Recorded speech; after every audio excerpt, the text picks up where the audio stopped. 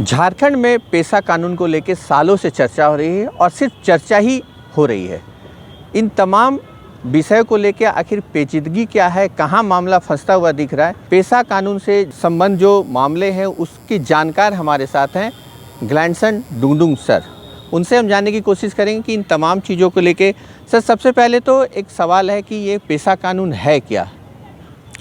देखिए, ये जो पेशा जिसको कहते हैं उसका विस्तारित नाम है the provisions of the panchayat extension to the schedule area act 1996।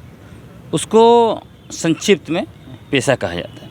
अब यह जो कानून है वो खासकर देश के अनुसूचित क्षेत्रों के लिए बनाया गया है और ये इसलिए बनाया गया है कि 1952 में जब संविधान का 73rd अमेंडमेंट हुआ और संविधान का पार्ट 9 और पार्ट 9A डाला गया उसमें, तो उसी में व्यवस्था दिया गया कि अनुच्छेद 243(1) के तहत कहा गया कि ये जो पार्ट 9 है उसका विस्तार अनुसूचित क्षेत्र में नहीं हो सकता है और उसके लिए ये जो आर्टिकल 243(1) 4B उसके तहत संसद को अधिकार दिया गया कि वो एक कानून बनाकर जो पार्ट 9 के प्रोविजंस हैं उसको अनुसूचित क्षेत्रों में एक्सटेंड कर सकता है, मतलब विस्तार दे सकता है। और उसी के तहत भूरिया कमेटी बना था 1994 में। 95 में भूरिया कमेटी ने अपना रिपोर्ट सबमिट कर दिया और उसके बाद जो है कि संसद में कानून बना और देश के अनुसूचित क्षेत्रों में 24 दिसंबर 1996 से ये पेशा कानून लागू है। यही है मूलतः। तो ठीक है, जैसा कि है यहाँ पे करीब 8 राज्यों में ये कानून लागू है, लेकिन झारखंड में इस पे चर्चा ही चल रही है और काफ़ी लंबे समय से चर्चा। क्या राजनीतिक दल इस पे बहुत इनिशिएटिव लेने के पक्ष में नहीं दिखाई देते क्या? देखिए, ये जो भी राजनीतिक दल हैं इन्होंने झारखंड में विगत 24 वर्षों के अंदर या कहें कि 24 वर्षों से यहाँ पर एक झारखंड के अनुसूचित क्षेत्रों में संवैधानिक संकट खड़ा करके रखा है। जैसे आपने कहा 8 राज्यों में लागू हो गया, लेकिन 8 राज्यों में भी ये सुनने में बहुत अच्छा लगता है कि 8 राज्यों में लागू हो गया है, लेकिन उन 8 राज्यों के व्यवस्था वो कानून को आप उठा के अब देख लीजिए जो पंचायत कानूनों में डाल दिया गया, इंसर्ट कर दिया है असंवैधानिक तरीके से, उसमें भी जो मूल प्रावधान है उन प्रावधानों को डाला ही नहीं गया है और हल्ला मचाया जा रहा है कि पेशा कानून 8 राज्यों में लागू हो गया है। अब जो यहाँ की बात है झारखंड में एक्चुअली इसमें होना क्या था, जब पेशा कानून बना 24 दिसंबर 1996 को लागू कर दिया गया, तब यह कहा गया था कि 1 वर्ष के अंदर, मतलब कि 24 दिसंबर 1997 तक राज्यों को अपने अपने अनुसार अनुसूचित क्षेत्रों के लिए कानून बनाकर उसको विस्तार दे देना था, लेकिन उन्होंने नहीं किया। उसका मतलब है कि सेंट्रल कानून ऑटोमेटिक लागू हो गया। अब झारखंड का निर्माण हुआ, उसके बाद क्या होना चाहिए था, झारखंड बना उसके बाद यहाँ पर उसकी नियमावली बनाना था और नियमावली बनाकर उसको लागू करना था। यहाँ पर उल्टा किया गया। जैसे मैंने कहा कि संवैधानिक संकट खड़ा कर दिया गया। उसका अर्थ यह है कि विधानमंडल को, मतलब विधानसभा को कानून बनाने का अधिकार ही नहीं है, सिर्फ संसद को है। तो इन्होंने 2001 में झारखंड पंचायत राज अधिनियम बनाया और उसी में पेशा कानून के कुछ हिस्सों को डाल दिया और पूरे अनुसूचित क्षेत्रों में जो है कि उसको लागू कर दिया। यहीं पे मुश्किल हो गई, यहीं पे संवैधानिक संकट खड़ा हो गया, जिसको आपको करना नहीं। और उसमें भी देख लीजिए कि ऊपर में लिख दिया कि पंचायत राज अधिनियम 2001 जो है कि नगर निगम क्षेत्र में लागू नहीं होगा, कंटोनमेंट इलाका में लागू नहीं होगा।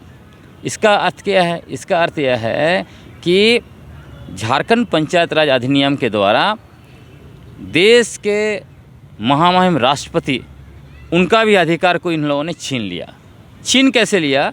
क्योंकि देश में अनुसूचित क्षेत्र का विस्तार या उसको कम करने का सारा निर्णय सिर्फ और सिर्फ राष्ट्रपति ले सकते हैं, राज्य सरकार या संसद नहीं ले सकता है।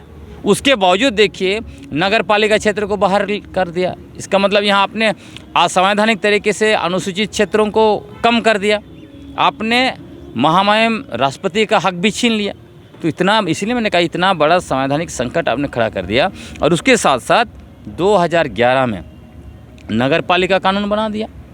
संविधान उठा के देख लिखिए, जैसे मैंने कहा संविधान का पार्ट 9A आर्टिकल 243 ZC1 उसमें स्पष्ट है कि अनुसूचित क्षेत्रों में नगर पालिका कानून लागू नहीं होगा। लागू कब होगा? जब आर्टिकल 243 ZC3 के द्वारा 1 को संशोधन किया जाएगा। ये हुआ ही नहीं है। तो पूरा जो है कि संवैधानिक संकट आप देख लीजिए। आप 2001 में किन की सरकार थी झारखंड में, 2011 में किन की सरकार थी, और बाद में भी जिनकी सरकार थी। मतलब इसमें भाजपा, कांग्रेस, झारखंड मुक्ति मोर्चा, RJD, सारे लोग जो लोग शासन तंत्र में थे सहित आजसू पार्टी, उस सारे लोगों ने मिलके संवैधानिक संकट खड़ा किया हुआ है झारखंड के अनुसूचित क्षेत्रों में। इसीलिए आज इनके पास बोलने के लिए कोई हक नहीं है। ये मुंह नहीं खोल सकते, बोल नहीं सकते। सिर्फ कभी कभी बोल देते हैं हम ये करेंगे वो करेंगे, लेकिन कर नहीं रहे हैं। तो क्या मतलब इन दलों से कुछ बातचीत करने की कुछ ऐसा आप लोग सोच रहे हैं कि उनको सारे एक प्लेटफॉर्म पे लेके आएँ और उनके साथ चर्चा किया जाए इस पे एक विस्तृत तौर पे? हाँ बिल्कुल ना। अभी देखिए हम लोगों का जो अलग अलग जो इसमें कहिए कि ग्रुप थे या फिर अलग अलग तरह का रिप्रेजेंटेशन था, अलग अलग मंचों पर अपनी बातें रख रहे थे। लेकिन हम लोगों ने एक बेहतरीन शुरुआत की और एक जगह हम लोग बैठे और वहाँ से एक रास्ता निकाला जा रहा है। और इसी का अगला जो है कि कार्यक्रम होगा 2 तारीख को, मतलब 2 फरवरी को SDC रांची में विशेष रूप से जो नियमावली है, प्रस्तावित नियमावली, उसी पर महान बहस आयोजन किया गया है। उसके बाद 16 तारीख को, 16 फरवरी को फिर से जो है कि एक बहस होगा। उसको हम लोगों ने नाम दिया है पेशा महासभा। और इसी पेशा महासभा में हम लोग अलग अलग पॉलिटिकल पार्टियाँ, खासकर जो सत्ता में रहे हैं, उनको हम लोग बुलाएंगे। हम लोग पूछेंगे, सवाल जवाब करेंगे कि आपने झारखंड में जो असंवैधानिक रूप से सारा काम किया है और यहाँ पे संवैधानिक संकट खड़ा कर दिया है, इसका निवारण बैठ के निकालिए, आप अपना पक्ष रखिए, और नहीं तो यहाँ की जनता तो आगे जा रही है। अच्छा, आपने प्रस्तावित नियमावली का बात किया, लेकिन उसमें भी कुछ विरोध है और उसको भी लेके बहुत डिबेट का एक मुद्दा बना हुआ है अभी झारखंड में। देखिए उसी के बाद यह सारा पूरा जो है कि डिबेट खड़ा हुआ है। मतलब 24 दिसंबर को जिस तरह से पेशा दिवस का आयोजन किया गया था, उसके बाद पूरा डिबेट खड़ा हुआ। और ये जो नियमावली आया, नियमावली चूँकि यहाँ पे सरकार बहुत चतुराई से दिखा कुछ और रही है, कर कुछ और रही है। जैसे उदाहरण के लिए मैं आपको बताता हूँ। ये कहते हैं कि हमारी मानसा है पेशा कानून 1996 को लागू करने की, और वो इसलिए भी चूँकि जब विधानसभा चुनाव हो रहा था तो इंडिया गठबंधन के 2 बड़े घटक दल, झारखंड मुक्ति मोर्चा और कांग्रेस, दोनों ने कहा कि हम सत्ता में वापस आते हैं तो हम पेशा कानून 1996 को लागू करेंगे। इन्होंने बिल्कुल यह नहीं कहा कि हम जो है कि JPRA 2001 जो असंवैधानिक रूप से झारखंड के अनुसूचित क्षेत्रों में लागू है उसी को लागू करेंगे। 1996 कहा है। और यहाँ पे क्या कर रहे हैं, 1996 की नियमावली बना रहे हैं और लागू कर रहे हैं JPRA 2001 को। उसका प्रूफ है हमारे पास। ये जो नियमावली है उसमें आप देखिए ऊपर में क्या लिखता है। नाम तो जरूर लिख रहा है झारखंड पंचायत उपबंध अनुसूचित क्षेत्र में विस्तार नियमावली 2024, लेकिन नाम अधिनियम से अभिप्रेत है झारखंड पंचायत राज अधिनियम 2001। इसमें लिखते हैं कि धारा से अभिप्रेत है झारखंड पंचायत राज 2001 की धाराएँ। तो हमारा सवाल है कि आप जो है कि झारखंड पंचायत राज अधिनियम की धाराओं के द्वारा पेशा कानून 1996 को कैसे लागू कर सकते हैं? तो यहाँ पे ये लोग पकड़े गए। अब उसी तरह यहाँ अगर देखेंगे, मैंने पूरा निकाला इसको, और बहुत स्पष्ट दिख रहा है कि ये लोग झारखंड के अनुसूचित क्षेत्रों में पारंपरिक ग्राम सभाओं को सरकारी ग्राम सभा बनाना चाहते हैं। पारंपरिक ग्राम प्रधानों के अधिकारों को छीनकर मुखिया राज कायम करना चाहते हैं, और पारंपरिक ग्राम सभाओं को या पारंपरिक शासन व्यवस्था के ऊपर नौकरशाही व्यवस्था थोपना चाहते हैं। ये नियमावली में बहुत स्पष्ट दिखता है। उसका मैं आपको कारण बताना चाहता हूँ, ज़्यादा नहीं, बस 5 चीज़ों से मैं आपको बता दूंगा। पहला क्या है, ये जो प्रस्तावित पेशा नियमावली है उसमें ये लोग कह रहे हैं कि यहाँ पर वोट होगा, कोरम होगा, बहुमत होगा। आप बताइए कि आदिवासियों का पारंपरिक व्यवस्था में कहाँ कोरम, वोट और बहुमत का है? वहाँ सिर्फ और सिर्फ जो है कि कंसेंट होता है ना, सहमति। और इसमें देखिए अद्भुत बात यह है कि इनका नियम 2 में लिखा हुआ है, नियम 2 में परामर्श का अर्थ क्या लिखते हैं? सर्वसम्मति। समझ रहे हैं? परामर्श का अर्थ होगा सर्वसम्मति, मतलब ग्राम सभा से परामर्श लिया जाएगा, मतलब सर्वसम्मति। लेकिन इधर चालाकी किया है कि वोट और कोरम, जैसे कि भूमि अधिग्रहण 33% लोग हाँ बोले बस हो गया, मतलब इतना चालाकी किया। उसी तरह दूसरा, ग्राम सभा का विशेष बैठक मुखिया बुलाएगा। और यहाँ ये लोग कह रहे हैं कि हम पारंपरिक ग्राम सभाओं को सशक्त करना चाहते हैं। और ये जो विशेष बैठक होगा किस तरह का होगा? मतलब कि भूमि अधिग्रहण करना है तो विशेष बैठक बुलाया जाएगा। मतलब भूमि अधिग्रहण के लिए विशेष बैठक बुलाना है तो उसका हक पारंपरिक ग्राम प्रधान को नहीं होगा, मुखिया को होगा। इसलिए कि मुखिया बाकी लोगों को रात भर दारू उरू पिला के अगले दिन हाँ बुलवा देगा। तो ये सब चालाकी है। तीसरी बिंदु यहाँ पर यह है कि पंचायत सचिव ही ग्राम सभा का सचिव होगा। और ये भी लिखते हैं कि यदि एक गांव में एक से ज़्यादा ग्राम सभा होंगे तो सारे ग्राम सभाओं का सचिव यही होगा, सरकारी मतलब कर्मचारी। आप बताइए कि कौन सा हमारा पारंपरिक व्यवस्था में सरकारी कर्मचारी सचिव होता है? हमारे यहाँ तो कोटवार है, मातो बोलते हैं ये इसी व्यवस्था में, उरांव का व्यवस्था में, तो अलग अलग सब व्यवस्था में सचिव है। और दूसरी बात, ये जो ग्राम सभा होगा उसका अपना एक उप सचिव होगा। ग्राम सभा उप सचिव नियुक्त करेगा, लेकिन उसको 1 साल के अंदर हटाया भी जा सकता है। उसको जो है कि मतलब वो वैतनिक भी नहीं होगा, है ना, और उसको मतलब कोई खास अधिकार नहीं होगा। तो ये हालत है, और 1 ही साल के लिए नियुक्त होगा। अब चौथी बात इसमें यह है कि पंचायत कार्यकारिणी समिति, मतलब मुखिया और वार्ड लोगों का मिला के जो पंचायत कार्यकारिणी समिति होगा, उसका मीटिंग में भाग लेने के लिए ग्राम सभा एक व्यक्ति को भेजेगा, नियुक्त करेगा, लेकिन उसमें उसको वोट देने का अधिकार नहीं होगा। मतलब एक तरफ कह रहे हैं कि हम पारंपरिक ग्राम सभाओं को अधिकार दे रहे हैं, लेकिन वोट देने का अधिकार नहीं होगा। मतलब यह ग्राम सभाओं का अपमान कर रहे हैं ये लोग। इसलिए मैं बोल रहा हूँ कि ऐसा नहीं चल सकता है। और 5वीं बात ये कह रहे हैं कि ग्राम सभाओं का कोष होगा, वो कैसे वो मैनेज करेगा? सारा नियम बनाया हुआ है ना। कहाँ खर्च करेगा? जैसे बालू का रॉयल्टी से आया, किसी को दंड दिया उसमें से आया, या दूसरे सोर्स से आया, है ना, टीएसपी का पैसा दूसरे सोर्स का आएगा। लेकिन जो विकास का पैसा आएगा, खासकर वो विकास का योजना भी ग्राम सभा बनाएगा, अनुमोदन भी करेगा योजना का, लेकिन लागू कौन करेगा? पंचायत समिति, मुखिया साहब और वार्ड। क्यों ऐसा? ताकि वो लोग वहाँ से परसेंटेज खाएंगे, मुखिया भी खाएगा, वार्ड भी खाएगा, और वहाँ से बीडीओ को भी मिलेगा और दूसरे अफसर को भी मिलेगा। तो समझ रहे हैं कि मतलब एक तरह पूरा घालमेल आपको दिखाई दे रहा है। बिल्कुल, एक तरफ वो कॉम्पिटेंट मानते हैं ग्राम सभा को, दूसरी तरफ बोलते हैं कॉम्पिटेंट नहीं है इसलिए मुखिया खाएगा। असल में जो 24 वर्ष से जो भ्रष्टाचार जारी है हर योजना में, उसको वो लोग जारी रखना चाहते हैं, अपना हिस्सेदारी जो है कि बरकरार रखना चाहते हैं। अब इसमें जो है ना, इसमें और एक देखिए बहुत इंटरेस्टिंग चीज़, जैसे मैंने आपको कहा कि ये लोग नौकरशाही व्यवस्था स्थापित करना चाहे। 3 उदाहरण, जैसे देखिए लघु खनिज, एक तरफ ये कह रहे हैं नियम 22 का 1 के द्वारा कि पारंपरिक सीमा के अंदर लघु खनिज, चाहे बालू हो, आपका पत्थर हो, है ना, या फिर मुरम हो, इस सब पर ग्राम सभा का मालिकाना हक होगा। दूसरी तरफ जब बालू घाट का जो है डिमार्केशन होगा, सीमांकन होगा, वो डिस्ट्रिक्ट मिनरल ऑफिसर करेगा। क्यों भाई?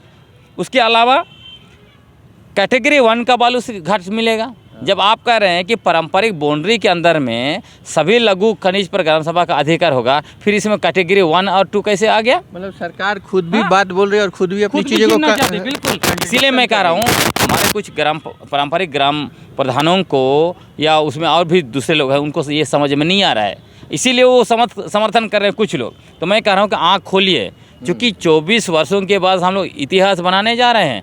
यदि सही नहीं हुआ तो न सिर्फ यहाँ के लिए पूरे देश के अनुसूचित क्षेत्र पर असर पड़ेगा, और आपका आने वाला पीढ़ी आपको जो है कि गाली देगा। इसलिए सावधान हो जाइए, अभी ये उल्टा सीधा नियमावली मत बनाइए।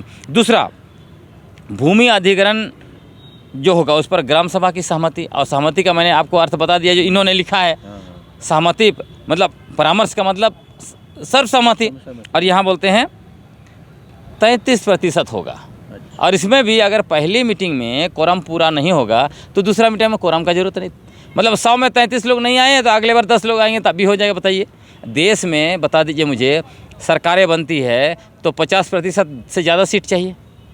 अगर संविधान का कोई बड़ा चीज़ को संशोधन करना है, बड़ा प्रोविजंस को, तो उसके लिए आपको 66% चाहिए, और यहाँ पे 33% में आपका ज़मीन छीन के चले जाएंगे। तो ये गड़बड़ है। उसी के अलावा तीसरी चीज़ मैं कहना चाहता हूँ इसमें कि जैसे आदिवासियों की ज़मीन का जो हस्तांतरित हुआ है उसकी वापसी।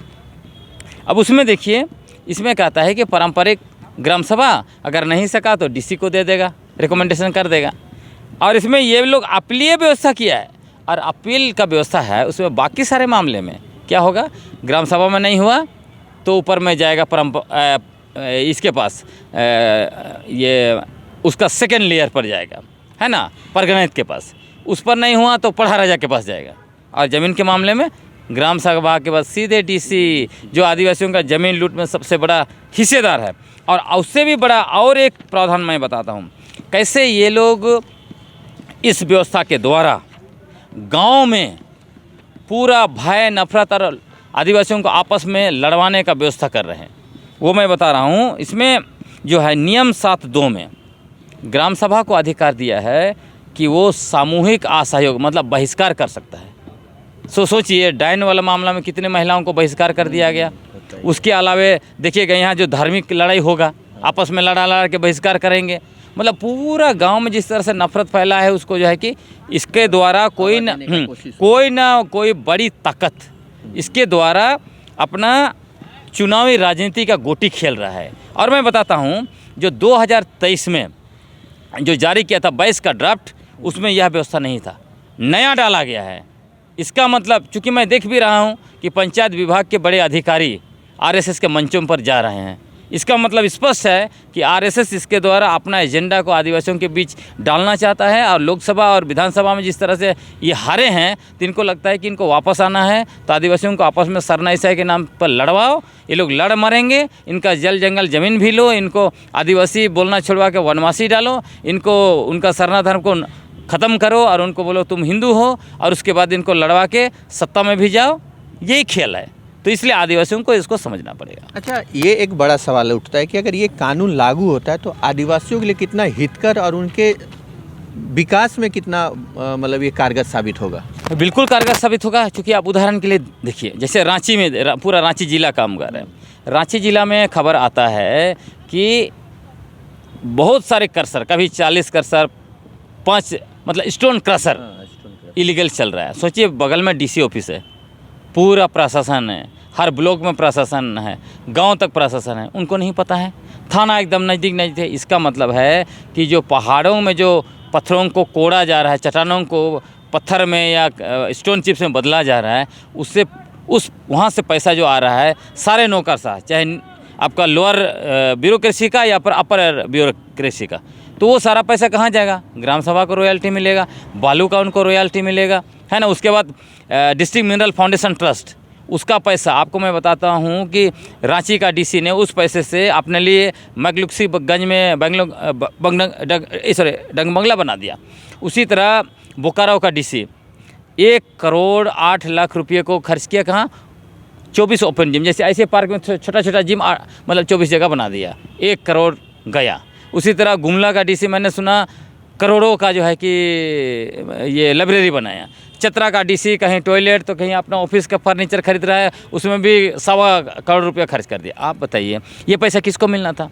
ये पैसा वहाँ विस्थापित जो हैं उनके लिए जाना था, उस क्षेत्र का विकास के लिए जाना था, वहाँ रोजगार के लिए जाना था, है ना। जो आपने कहा सशक्त होंगे, बिल्कुल सशक्त होंगे। इसमें से बहुत सारा उसकी तरह TSP ट्राइबल सब प्लान का पैसा रांची में देखिए प्रेस क्लब बन गया है, जबकि ट्राइबल सब प्लान का पैसा कहाँ खर्च होना है? उन्हीं एरिया में खर्च होना है जहाँ आदिवासी 50% से ज़्यादा रहते हैं। और उसका 50% पैसा, मैं प्लानिंग कमीशन में एक पैनल में था 2 साल एज ए मतलब ऑनररी मेंबर्स। प्लानिंग कमीशन का बहुत स्पष्ट गाइडलाइन था कि इसका 50% पैसा ट्राइबल सब प्लान का जो आर्टिकल 275 के तहत संवैधानिक अधिकार है, उसका 50% पैसा ह्यूमन रिसोर्स डेवलपमेंट जाना था। मतलब कि आदिवासी अगर इंजीनियर बनना चाहता है, डॉक्टर बनना चाहता है, बड़ा बड़ा मतलब हायर एजुकेशन में जाना चाहता है, उसके लिए खर्च करना है। अभी लोग क्या बोलते हैं, बैंक में मॉर्गेज कीजिए, ज़मीन बेचिए और पढ़िए। सारा पैसा आदिवासियों का लूट लिया जा रहा है। तो इसलिए मैं कह रहा हूँ कि यदि पेशा कानून लागू हो जाए तो सारे अधिकार मिलेंगे।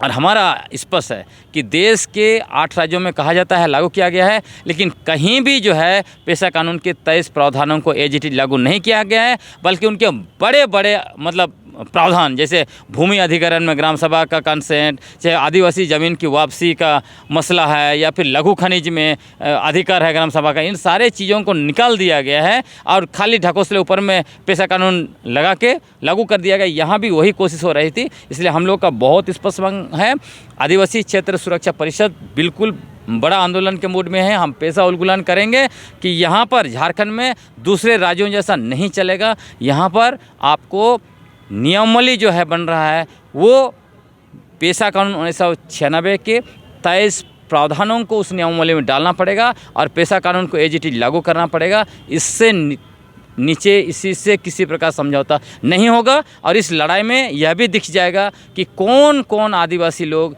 आदिवासी समाज के हितों की रक्षा में लड़ रहे हैं और कौन कौन अपनी निजी राजनीतिक और आर्थिक हित साधने के लिए काम कर रहे हैं। ये सब कुछ इस लड़ाई में तय हो जाएगा।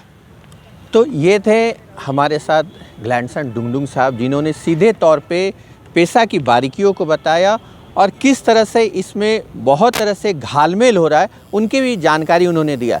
लेकिन अब देखना है कि आने वाले दिनों पे सरकार ये जो इनकी जो मांग है उस पर कैसे आगे बढ़ती है और किस तरह से यहाँ पे पेशा कानून लागू होता है।